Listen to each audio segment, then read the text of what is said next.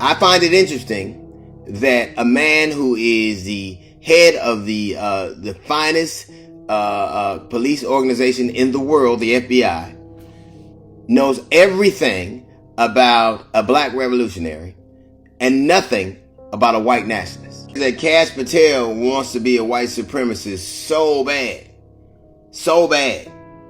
And I think kissing all them white people's ass got to fuck up the taste of his curry. Comedian, now podcaster D.L. Hughley takes to his Instagram to respond to FBI Director Kash Patel's remark on the recent late great Assata Shakur, who recently died at 78. Assata Shakur was a political activist born Joanne Byron in 1947, who joined the Black Panther Party and the Black Liberation Army, fighting against racism and state oppression. After a 1973 shootout on the New Jersey Turnpike that resulted in the death of a trooper, she was wrongly convicted of murder and sentenced to life in prison. She escaped in 1979 with the help of comrades, was granted political asylum in Cuba in 1984, and lived there as a political refugee, listed on the FBI's most wanted terrorist list for her activism. Recently, FBI director took to his Twitter X, telling people they should mourn the death of Assata Shakur, saying Joanne Chesimard didn't fight for justice. She murdered New Jersey State Trooper Werner Forrester in cold blood, then fled to Cuba to escape accountability. The FBI never stopped calling her what she was, a terrorist. Mourning her is spitting on the badge and the blood of every cop who gave their life in service. D.L. Hughley shared a post on his Instagram page from a woman named Val Villanueva addressing Patel's remark, FBI Director Kash, "You hypocritical ass kisser. Your family fled a dictator's ethnic cleansing only for you to grovel at the feet of another wannabe tyrant, real Donald Trump, who tried to overthrow democracy. Wow. How dare you spit on Assata Shakur's, Tupac's Aunt Grandma legacy while your own father escaped persecution. You're darker than midnight, but you licked the ass of a racist demagogue who pardoned all the violent insurrectionists that beat Capitol Police bloody and caused the deaths of many officers on J6. You call a black revolutionary a terrorist while simping for a Pol Potus who sicked a mob on law enforcement. Your ancestors were expelled from Ugandan for being undesirable, but you police black resistance from your head's bloodstained throne. MAGA is still mourning a white racist agitator like Charlie Kirk, but vilify freedom fighters. Your moral compass is so broken it points straight to Trump's stank ass then to Mar-a-Lago's septic tank. Your father survived Idi Amin's brutality just so you could become Trump's brown attack dog. Disgraceful. Every time you open your hypocritical mouth, MAGA spit on every officer's badge, your own heritage, and every immigrant who actually values justice. Rot in hell, traitorous Paul." This is what FBI Director Kash Patel had to say about Assata Shakur.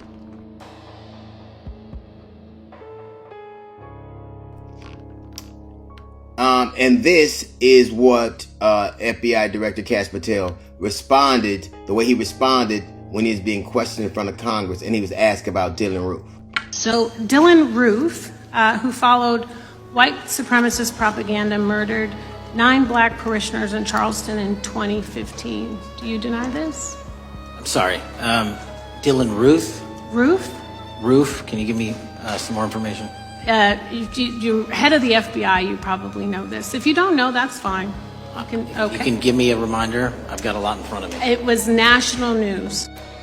Now, when Assata Shakur escaped from a New Jersey prison in around 1979, Kash Patel was 1.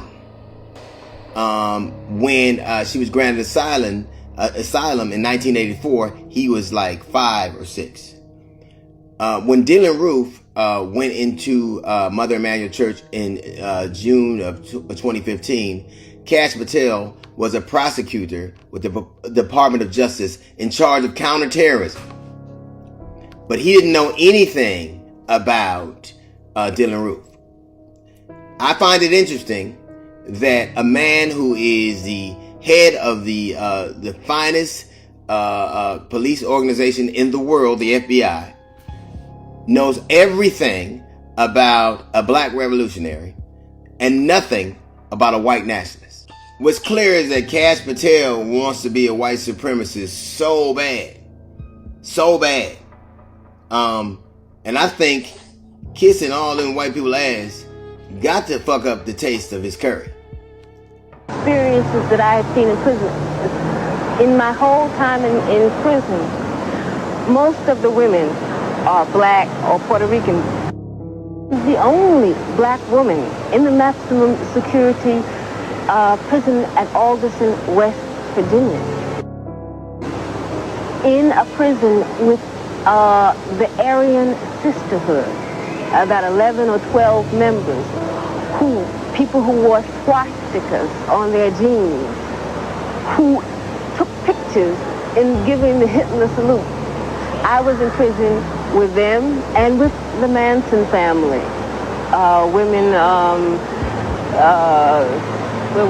they call themselves red and blue. One was Squeaky Frome and the other one was Sandra Good. And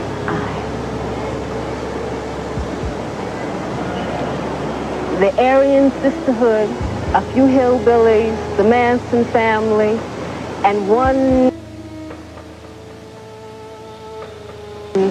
other woman who, Rita Brown, who was not she was a revolutionary woman, but white.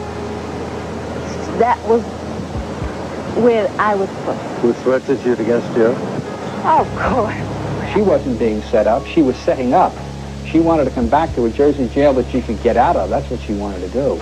And she did it very skillfully. Is it true what she claims, that she was incarcerated with the woman who shot Gerald Ford, some Manson women, and some female white Nazis or something? I'm not sure about the others, but she certainly was incarcerated with, was it Streaky Frome, some name such as that, who tried to assassinate President Ford. But it doesn't make any difference, does it?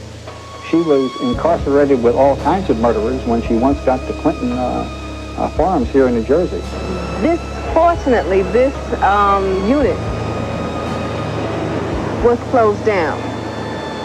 Not because of any kindness on the part of the Federal Bureau, but these women were all white women. So that their considerations were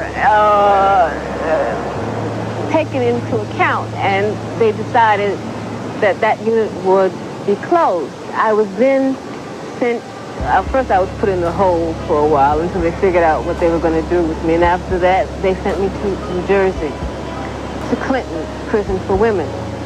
They sent me to the maximum security section of Clinton. But what they did was they told all the women, nobody from now on will be able to work in population, in the prison population. So all the women who were had jobs or went to school with the other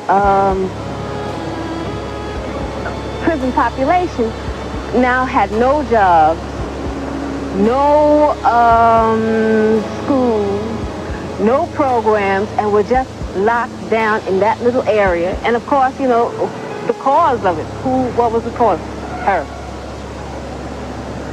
They moved women out of that area who they thought might be somewhat sympathetic and flooded the area with women who were notorious rats for the prison administration. So I'm looking at all this, and I said, well, I think that they're going to try to kill me, you know. And the prison was constantly instigating things, you know. Well, if it wasn't for her, you know.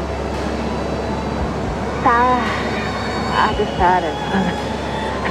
You decided? Yeah, it was time. It was time. To escape. To try to escape. And that's what I did. When she was sent to Clinton, we knew that at some point in time she'd be rescued, and she was. It happened on November 2nd, 1979. Ms. Shakur broke out of the maximum security facility for women in Clinton, New Jersey. And I say it wasn't an escape, it was a rescue, because people came in from the outside, assaulted that facility, and took her out.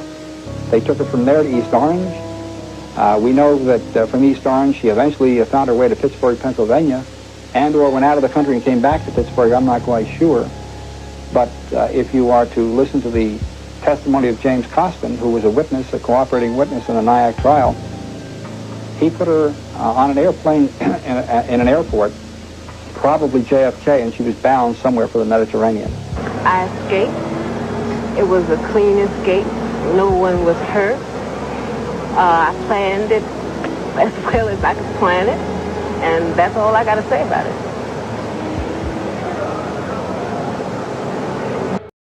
If you crave nature but still shop online, Night and Day Herbals is your dream come true. Discover premium herbal soaps, shampoos, and CBD products. All organic, all for you. Shop now at nightandayherbals.com.